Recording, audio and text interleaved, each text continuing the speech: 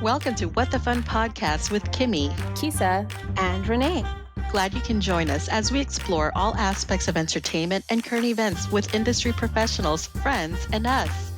Welcome.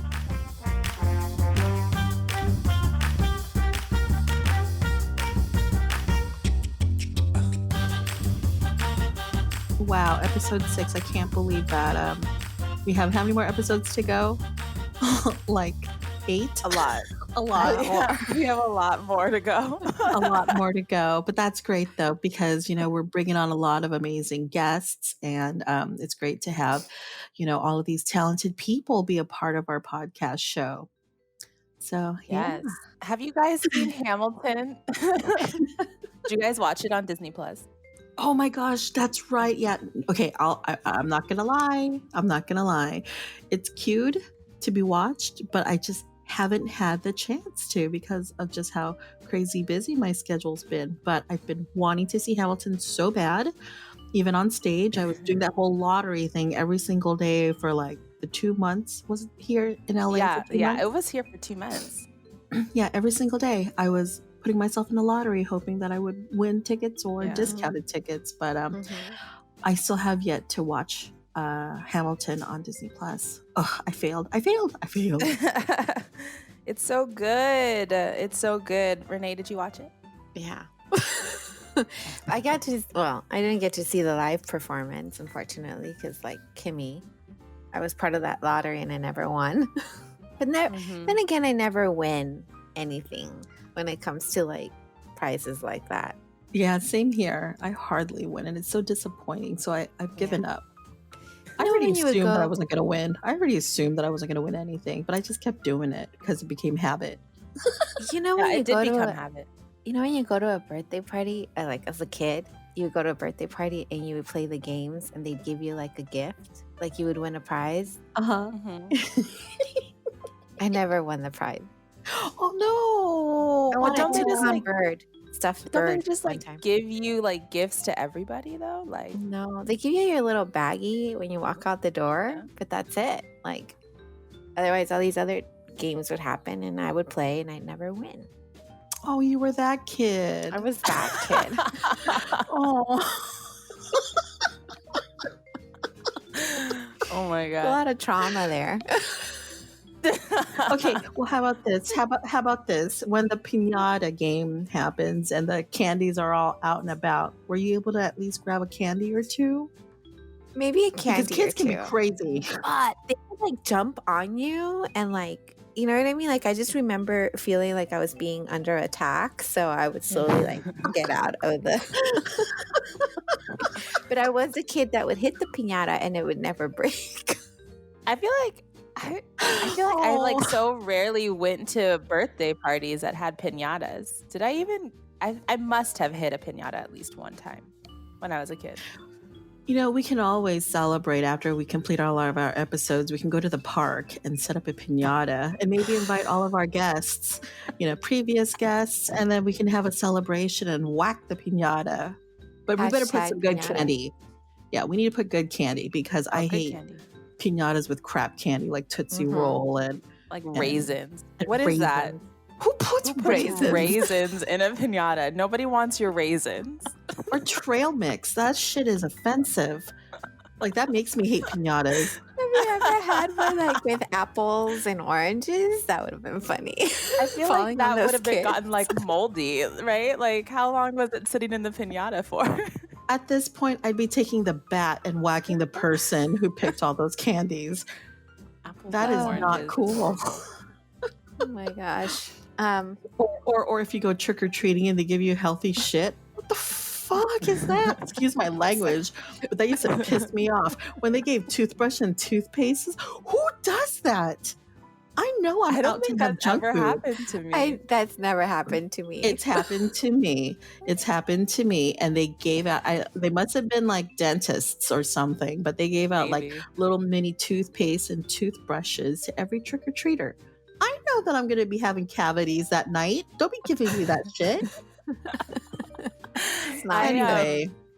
When we bought our house, like Sean was like, oh, like let's pass out candy to trick-or-treaters. And I was like, I don't think we're going to get any, but okay, let's do it. So we went to Costco. We bought 2 huge bags, right? 2 huge bags of candy to pass out to these trick-or-treaters. First of all, he wasn't home on Halloween and I wasn't home on Halloween. So where did that candy go? We ate it. 2 huge bags. Hey, you saved yourself from trick-or-treating. The next year I was like, we're not doing that again. I think I ended up bringing it to work and just was like, I can't. I think you did. I can't have this candy sitting in it's been in my house for 4 months. Like, I can't have it in there anymore. Oh my gosh. Hot mess. Oh my God. We digress. Yeah, we're a hot mess this morning. Our topics are all over the place. So let's go back to Hamilton. So, how many times have you seen Hamilton, ladies? Whether if it was Disney Plus or live on stage. I've seen it a total of 3 times, the full thing, and 1 time just like fast forwarding throughout the songs that I liked. Yeah. But I saw it last night because my goddaughter, she was like, well, Nina, we have to get together and watch this. And I was like, okay. And I went to her garage and she had a whole screening for it. And then she was like, this musical has changed my life. Like that. And I was like, what? She goes, it's changed my life. And she starts jumping. How has it changed your life? And she's like, it just has. The music is crazy. And she starts singing all the songs. She knows all the words. I'm like, how many times have you seen this thing? She was like, this is my 5th time, maybe. That is amazing. That is awesome. That's an 8-year-old. An 8-year-old right there. I saw it twice live and then once on Disney Plus. Oh, so lucky. It's an incredible musical. It's literally it's so good. And I was saying to you guys earlier that like the audience, I've never seen a show live where the audience is so invested in the story. But the audience, when you go see Hamilton, is like glued. They are glued to the stage. You know, because like when you go see shows live and people are like, oh, I'm like zoning out, I don't really care about this part or whatever. But not Hamilton. And even when I watched it on Disney Plus, I was like glued, literally sitting on my couch, leaning forward towards my TV. Because I was just like, this is so good. I don't even know what to say. Isn't it amazing how these actors, from Hamilton to all these big theatrical shows, how powerful they are to be able to immerse the audience into the stories, That's what inspired me to want to do musicals. Like I wanted to be a storyteller and, just mesmerize the audience and, bring them along on this journey of, the story that, we're putting up on stage. And so I truly give kudos to these actors who make you cry, that make you laugh, just to feel the emotions in the characters that they portray. Just true dedicated actors to their craft. Which brings us to our 2 amazing guests who are 1, very inspiring, 2, funny as hell, and 3, gosh, the journey to where they from their beginnings to where they're at now. Wow, Kisa, you got to tell us about your friends. Okay, so today on our episode, we have Jay and Tiana, who are dear friends of mine, and I love them so much because these 2 are inspiring. They are talented, they are hardworking, they get it done, and I just I just admire them. They're so good. It's amazing to see these 2 and to work with them is truly an honor because They are incredible people, and you want them in your cast, let me tell you, Oh my because they gosh, so keep it wow. grounded. Yes, I agree with that. I agree with that. Yay! So welcome But- to our show, Jay and So you're Tiana. hired. You're hired. Yeah. Checks in the mail. Yes, thank you. Well, welcome, you guys. I'm glad you're here. No, thanks for having me. Me too. That's- Yeah, thanks. All right, so let's share some of your background with our listeners, beginning with the fact that both of you have successful careers in musical theater from, let's see, national tours to Broadway. Good heavens, oh my gosh.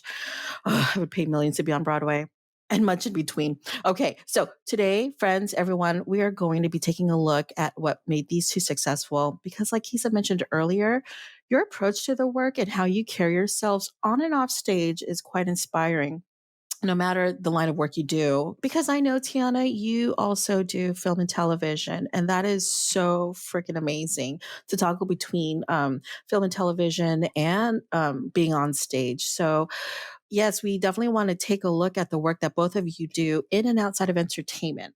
So, let's start off with how you came to the decision of following a career in musical theater, because I would like to know so I can get some tips to get back on stage because I want to perform again. For me, it kind of all just started happening before I could even realize what was going on. I got into theater, like really started taking it serious late. And so I needed a lot of guidance, and I knew I had to go to school. And at that time, I didn't know if I wanted to pursue football because I started to get interest in college, or I started at the same time really loving theater more. But that's kind of what it was for me. And so when I got to college, I was not accepted the first time. So I didn't have a major, but something I just knew I was like, this is what I'm supposed to do. I don't know how. And kind of the stars started aligning with my roommate happened to be a theater ed major. He happened to be going to the same audition, happened to have an audition book because all of my luggage got lost. And so everything just kind of just started falling into place. And it was just something I knew.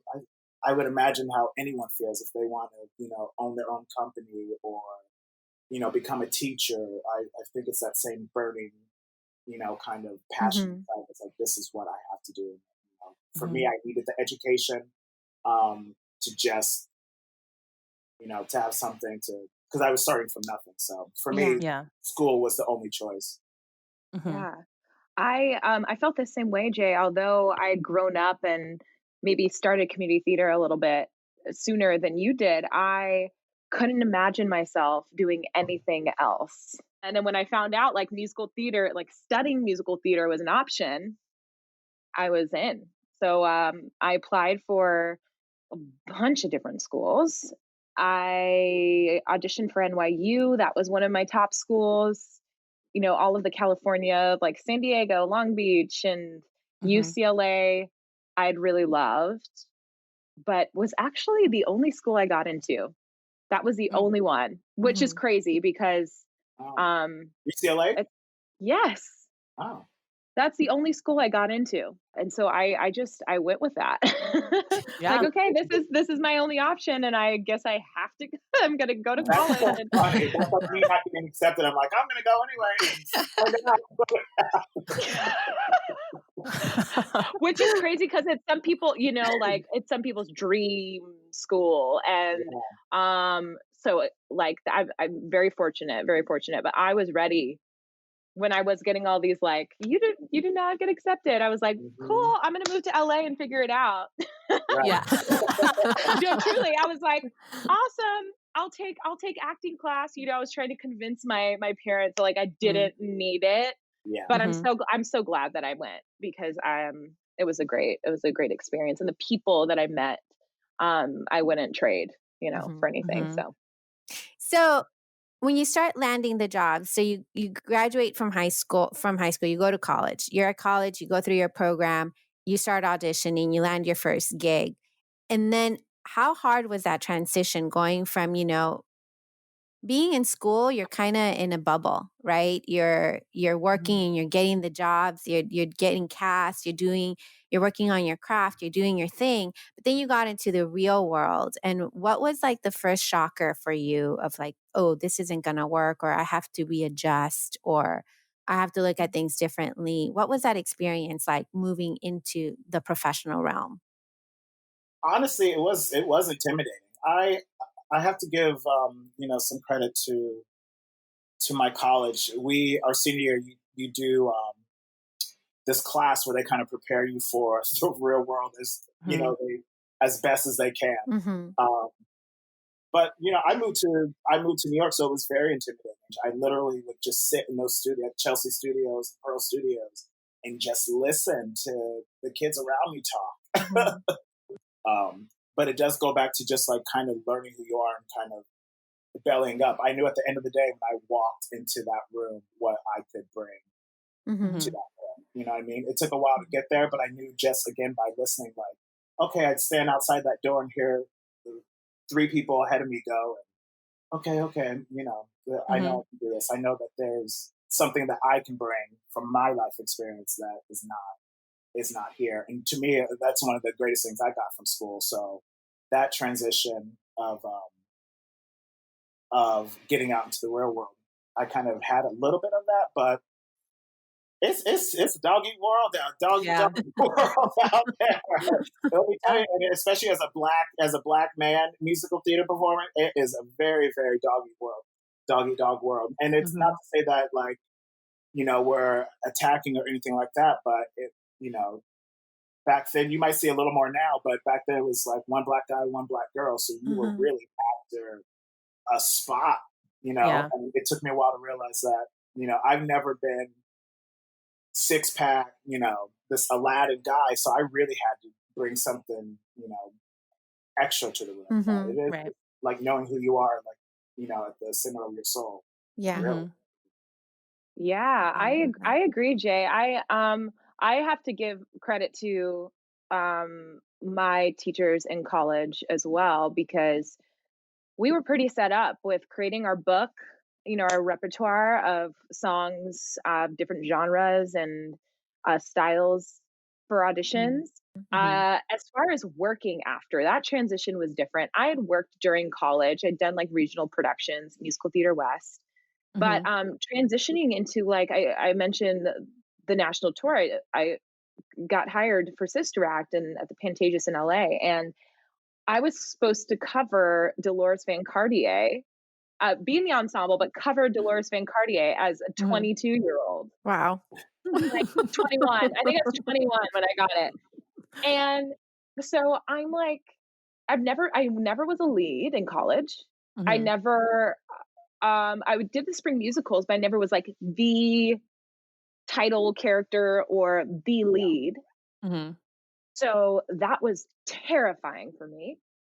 And obviously like my work ethic, everything building up was like fine and it was there, but that scared me. Like being the only person on that stage and like holding the story was terrifying. And it took some learning after that whole situation happened, like through Carrie the musical and through Frozen, for me to really really find like what that was for me and like how to hold a stage and feel also deserving, because after that situation I didn't feel like I deserved to be the lead. I was like, okay, well this isn't for me, or maybe this isn't my whatever.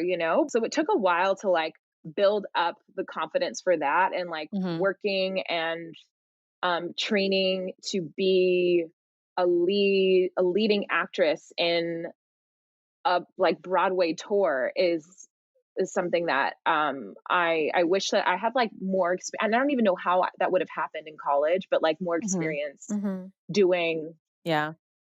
Well, it's like you said, like you kind of need to go, you need to have the life experience behind you to get you to that spot. You can't just assume that you're going to be there. You're like, I'm ready to go. You still need to fail in order to grow, and you need to get those lessons in. Now, when you audition now at the stage that you're at, I mean, you have a repertoire, right? you're successful, you keep getting your gigs. What is that mentality when you walk into the door? What is it that you prepare yourself for? How do you exude that confidence or assume the confidence, right, to get that job? I'd say one, like, be confident in your instruments and like what you bring to the table, and know your strengths. Because if you are going into a situation and you feel like you're the weak, you're weak in this part or weak, they're going to feel that and you're not going to get the job. So think of the 4 agreements, right? Like, the best you can, you don't make any assumptions or expectations. Like, those things are so crucial in those moments, because the second that you doubt yourself, the second that you get caught up in like the waiting room and looking around and like comparing yourself, is when you mess up your vibe. Being prepared, like, is huge. Like, that is going to give you the confidence that you need. And it gives me the confidence that I need, is like, and that means, knowing your material, and also like being warm, or like doing what you got to do in the morning to feel good and feel strong, so that you like can walk into a room confident, and like the casting and creatives feel like, oh, she's dope, I want her in my show, or like, she feels good about herself, or I like, whatever. That's an energy that you bring as well. So all those things combined, being prepared and preparing your body, your mind, your voice, and then also the material, is like, for me, I think that that's what gives me confidence. No, I'll co-sign that all day. To me, that's, at the top of the list is preparation. In this industry, at the end of the day, it really, it almost has nothing to do with you. You could have it. I've had some amazing, auditions. We both have a friend named Camila Marshall. And we were joking around one day, and she was like, I had a great audition for this show, and, I'm still waiting for that call back. And that show closed 5 years ago. You really do feel that. I'm just never going to revive that show. Remember that audition. I'm like, at the end of the day, that had nothing to do with me, or, you lose jobs to friends and, all the time. So it really is about the work that you do before you get in that room, and really knowing what you can bring to a project. Because a lot of times, and especially now, I'm seeing more roles that I would never audition for that I'm reading for now, because people's minds are starting to open, starting to consider, and it's actually forcing me to stop telling myself some of the narrative I've always told myself. Usually a white person would play that. No, I don't have that. That's not something I would go in for. This doesn't feel like me. It's like, why doesn't that feel like you? You still have all this life experience, but you kind of have to kind of deprogram yourself a little bit. So it is about, exactly what Tiana said. It is all about, to me, preparation, and then jumping off from there. Something you said yesterday, Tiana, was when you would go and see shows, you would cast yourself in those roles. And I think now, especially nowadays, and with current events and what's happening in this world, I think a lot more shows are trying to do colorblind casting. They're trying to be open-minded in how they cast their shows. So what kind of roles do both of you see yourselves in? Do you want to play the lead? Do you want to be in the ensemble? Like, what are you telling yourself so that you're not putting yourself in, well, this show only has one Black male lead, one Black female lead, or not even a lead, just a person in the show. Right. So like, now what do you tell yourself? For me, I think the older I get and the more I work, it is about leveling up to an extent. It's just a matter of what you want to do. And I think that also goes back to like having confidence and what Tiana said, like saying it's okay. Like, no, I am deserving to be here. When you get that taste of, what it is to stand in front of a company and lead a company. And I remember the same reasons why I started. And I remember that feeling of like, when Brian Stokes Mitchell came out, and just stood on that stage in ragtime, and then Michael McDonald came out and stood right next. I was just like, you know what I mean? I Yeah. think Oh my like, God. Yeah. it's just like everything, I still think of that moment, and it still like inspires me to keep going. And honestly, like if the work is good, and if something is great, like no matter, now I think people are more open to it a little bit, but if you believe in something, it really isn't about the money sometimes. It is like, what's this connection, or, or this is something I've never have seen, or, no one's been courageous enough to tell this story, or I would love to like lend my voice to this story, So I think it is it's just a matter of, going back to who you are and what you want, really. Yeah. Mhm. Yeah, I agree. And I guess seeing a show now, truly not a bunch has changed as far Yeah. as, even in the last show that I did in New York, like there were maybe five or six of us out of a big company, people of color. But yeah, so I think there's definitely still some work to do. And I think that I've been lucky enough to be that person that is kind of like push the boundaries as far as like what are we looking for this fictional character that is like never existed in real life, and like being that person that that sort of like helps to break those boundaries.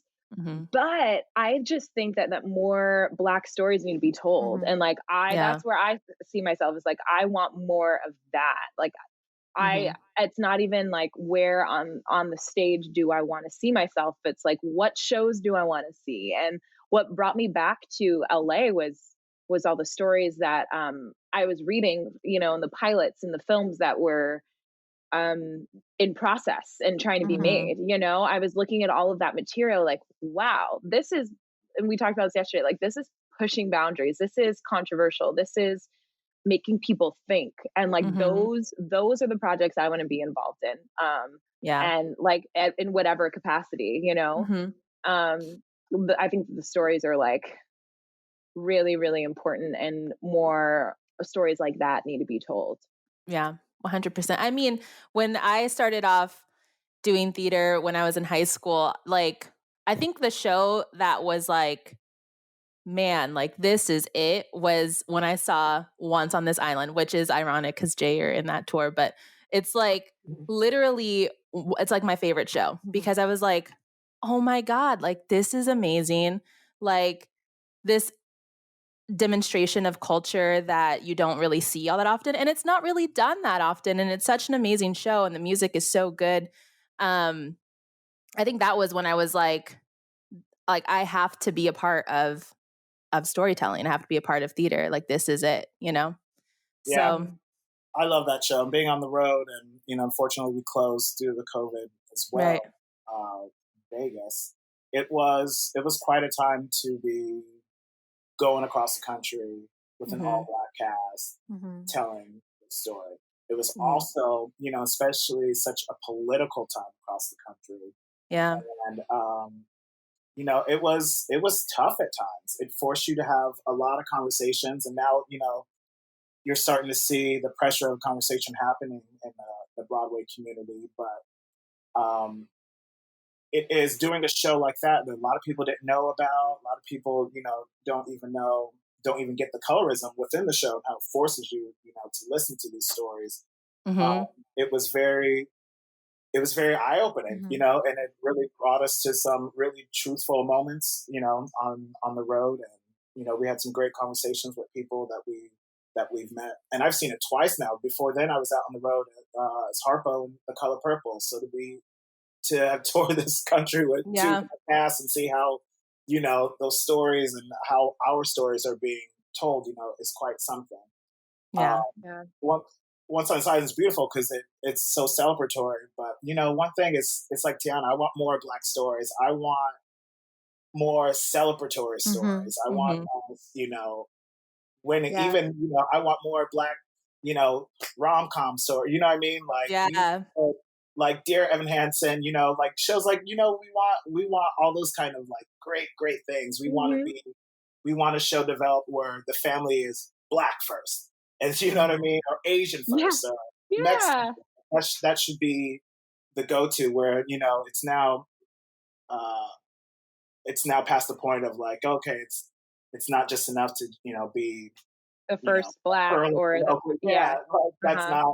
that's not exciting. It's also not our story, Yeah. So I think in Tiana's regard, moving to LA and like seeing these things, like I think you're starting to see it. Like voices are rising, things are coming up, and it's an exciting time again to really to be an actor and like see these stories happening. Yeah. And there's so many great stories. You just can't do these classic stories anymore. Especially, it's hard to do to audition for these roles with a 2020 perspective. Yeah. So Yeah. I love musical theater and theater all day long, and but some things you kind of just have to let them lie because they just don't resonate with what's going on and what you see, which art's reflective of life around now. We definitely need a new prescription for our glasses. That's for sure. Yes. But this excites me because you already see it. Watching Netflix, there's just so many different shows and they're showing the humanity behind it. And even with things like a show that I've been telling them to watch, and I think Kisa finally caught up, was Never Have I Ever, like things like that. I was just about to I was just about to bring that up. It is such a good show. And like so good. I love the story. I love the I don't know, like how often do you get to see like a Indian girl in high school going through and she's going through her struggles of losing her dad and this and that and dealing with that, and I cried like a baby in the finale. Yes. I love it. Everyone go watch Never Have I Ever. It's so good. So good. It's so good. Adding it to my queue. I'll add it to my queue. Yeah, you would love it, Kimmy. You would love it. You would love it. The writing is also so good. Mindy Kaling It's so produced and good. created it, and it's spot on as well. It's very Like, honest. Very honest. Yeah. Yes. Yeah. I love that. So I'm curious to know, you guys have booked a lot of jobs, performing in a lot of productions.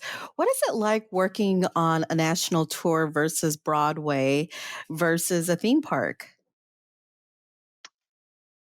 I mean, I said this yesterday, but it's like same shit, different stage, if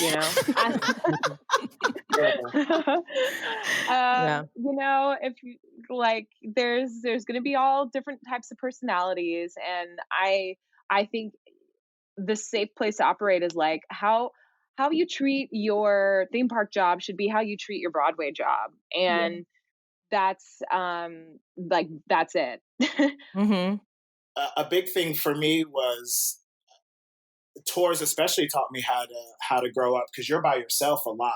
Yeah. And big thing of you get into theater and you're like, oh, I'm meeting people, every couple of weeks, and I have a new group of friends for the next 6 to 8 weeks. And one of the hardest things to learn for me, and sometimes I have to still remind myself, is like, not everyone is your friend. Not everyone is on your side. Like, you really have to know when to hold them and know when to fold them. I love a quote. So whoa, that's a good one. That is so, because you can't fight every battle, and some some things you do have to walk away from, and kind of just like, okay, you know what, this is not where I can let this go and walk away. But it really is, I think, at any level, I think depending on where you are is what you're going to see. There's always going to be something wrong, or you're going to want to change. Yeah.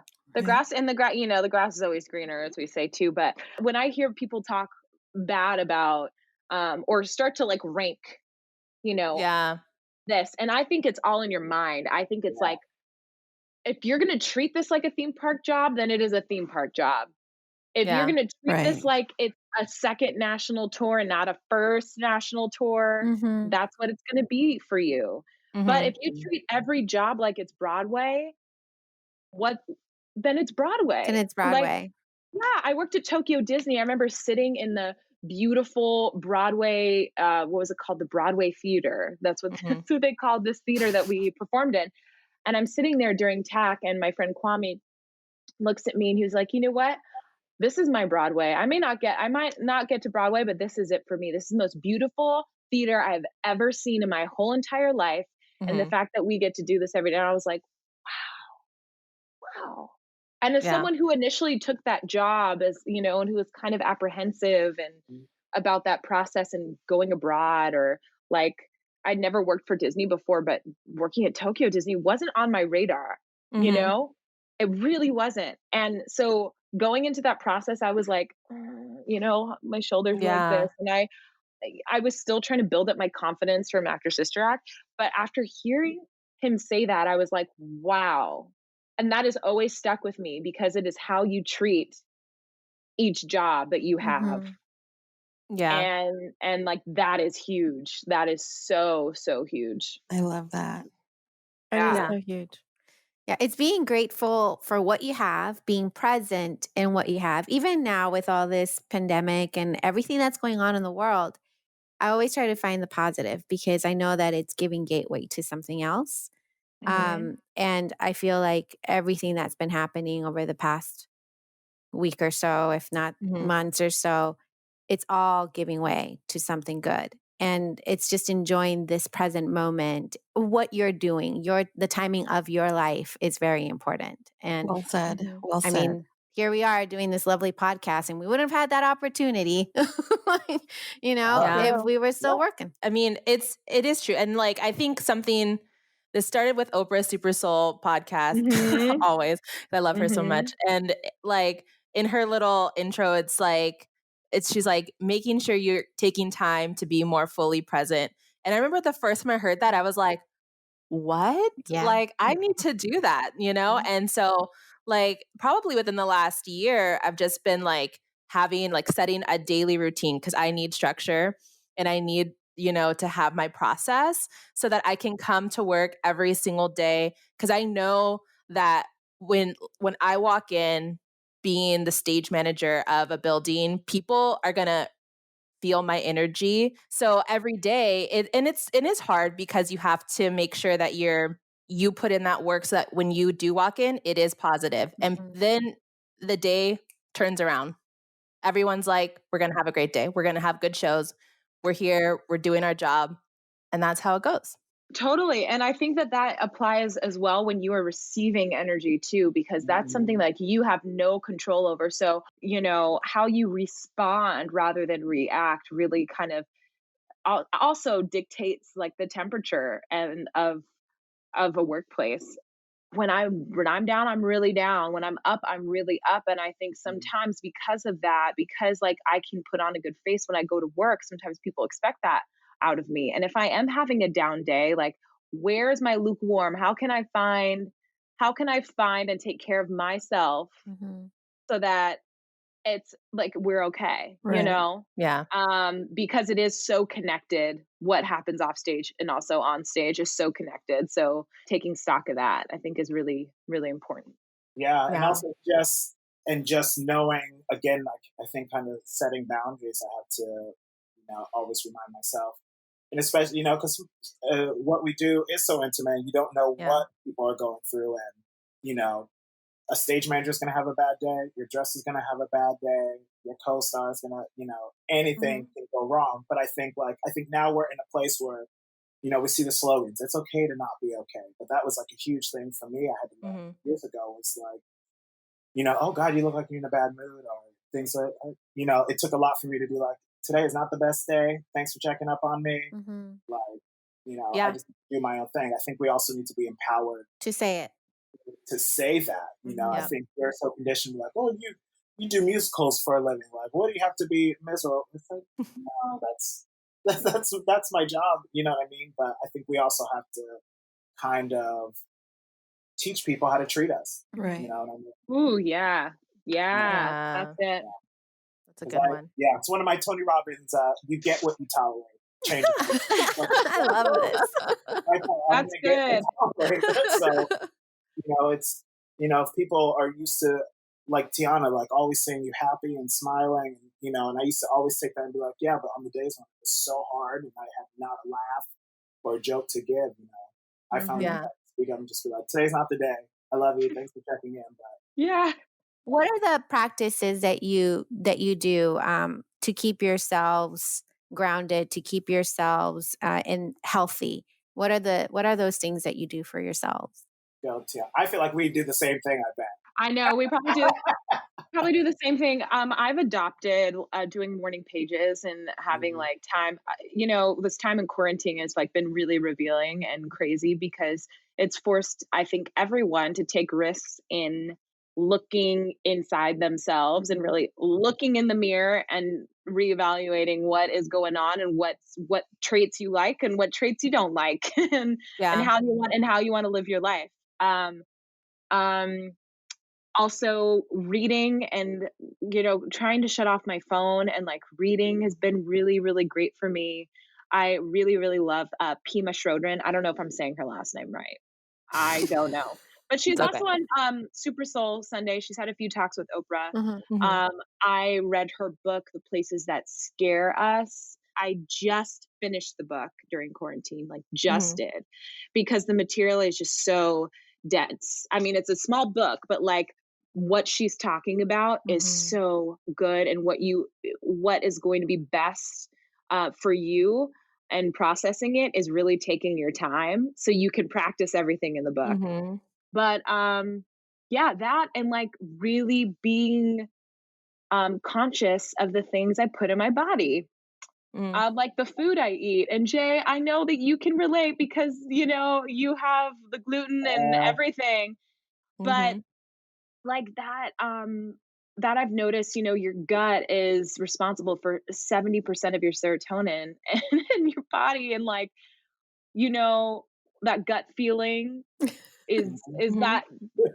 that is a thing for a reason, it's your second brain. And I think if you're taking care of yourself in that way, it helps everything else. Mhm. And so doing that has been really good for me. And like, being very conscious about the things that I feed my mind and feed my body, Yeah. Yeah. Absolutely. Yeah, I mean, hashtag same. What you're sayings. Well, Jay has like a huge gluten intolerance, like Yeah. bad. Yeah, Um, that good and old, didn't know, right? You didn't know for a long time. When I first met you, yeah, you were a different you. I was Yeah. completely different. It was another friend that we worked with, Justin Baden, who was like, maybe you should get checked. We were doing Memphis at NTW, Mhm. and it kind of all came to a head for me. But it was exactly that. It's so funny that now I think it's 2020, 3 years now Mhm. since I found out, and I do feel like a completely different person. I mean, people. I think the biggest thing was like I don't feel so cloudy, and I Yeah. just feel so present. So that was the beginning of that, and that also culminated with I had just come out of a 10-year relationship, and all of this was going on and manifesting, and kind of that all came to a head all around the same time because I had Mhm. just been keeping all this stuff in, and holding in all these feelings, all the while poisoning myself with things my body couldn't even process. And Mhm. so, yeah, I kind of was on the road to being healthy. I was being dragged, then so my body really just started I think was a physical manifestation of everything I had held in that unhealthy relationship, Mhm. everything. I'm just so reclusive by nature as a middle child. I keep everything in. Mhm. And I'm just so cerebral, and I'll work things out in my head, and Yeah. do that. But it really is what Tiana said. I read a lot. I'm so big on words and quotes and just energy. And I believe there's just a bigger purpose to all this. I was causing myself so much pain that I was like, I'm giving people way too much power over what I can take back control over. So it really was, I read a lot of books. Mind Platter was a big, huge one for me. Oh. And this other book called Come Matter Here actually, was a big shift. But yeah, I think, exactly like Tiana said, just music and just finding the things that really feed me. And it was reading. I forgot I love to read. I totally forgot about it until I really just started reading one day. I was like, oh. Yeah. Yeah. Okay, so as we are wrapping up, we just do a little words of wisdom. We just ask our guests to just give our listeners just a little words of wisdom about whatever you think about. I think, especially during a time like this when everything's just kind of slower, is really just paying attention to yourself, really honoring yourself, really I think we get so, I don't know what to do. I don't know what step to take. And I don't know what's going to work out. Do I have enough money? Mm-hmm. Take a breath and just, I really think at the end of the day, you know exactly what you want to do, where you want to be, the kind of person you want to be, what you want to leave in this, in this world. I feel like this is such an exciting time to figure that out. That was a week ago, to protest and actually get out on the street and scream and be with like-minded people. I would have never thought I wouldn't have done that. And I almost talked myself out of going for being so loud and being out there. But I know at the end of the day, that's the person I am. And I believe that I am. But to fight for others, and I've gone through a lot of stuff in my life personally, and put things out there, and a lot of things I deal with, on my own. And it's just, I know the way that I feel, and I don't. If I can do anything to be a light to anyone else, and if you can do that, I think that's what our biggest gift is. And sometimes it is just changing one or two people around you. That's what can change the world. It's almost like, as fast as the coronavirus, the COVID can spread, that's really what love can do as well. It is just, you meet one person and that person is infected with what you taught them, and hopefully they go back and they talk to 2 or 3 people, and it spreads really that fast, and change can happen. It's so cliche, but having seen it and lived it, it really is possible to just find who you are at the end of the day and let that shine, and let that truly propel you to be the person that you were called to be. Yeah. That's beautiful. Jay, I so agree with you. And I think man, when you were speaking of, I'm just yes to everything you're saying, because I totally agree. And my words of wisdom are 4 things, and that is own your power first and foremost. I think finding that is so difficult, and really owning who you are, finding who you are, and knowing when you walk into a room that you have an impact and you have a power, and you can set the tone, you can set the temperature in any situation.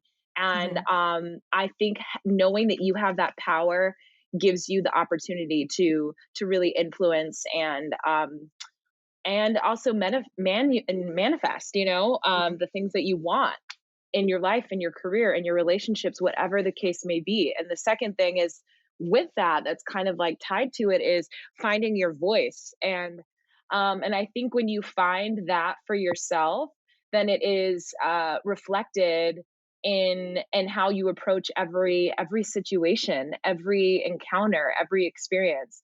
And finding your voice can then help you and lead you to being an advocate for yourself, being an advocate for other people, and speaking up. And I'm just learning about all of that. And I haven't been, again, whenever I do these things, I'm always having to interject and say, I'm not on a high horse, because I'm telling you the story I need to tell myself.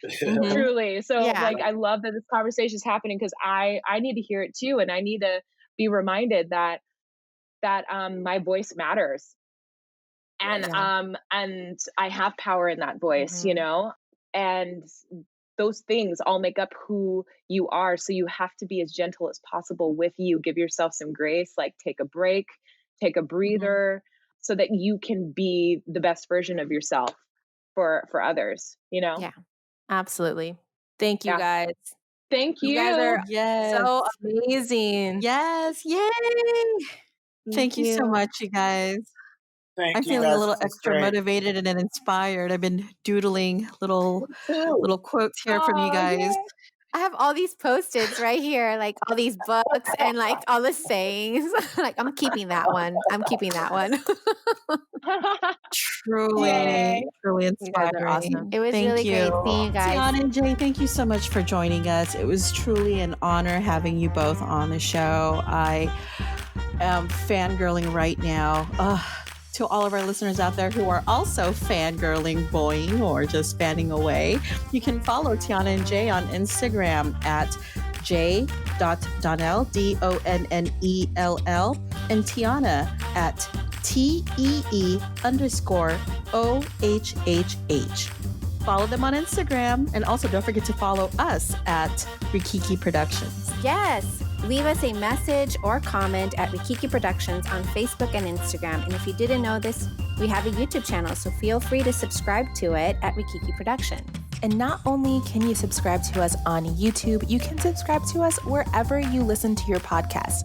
Spotify, Apple Podcasts, iHeartRadio, Podbean. Make sure to subscribe so you can stay up to date on all of our latest shenanigans. We post new episodes of WtFun podcast every other Friday. Thanks for listening. Bye, everyone.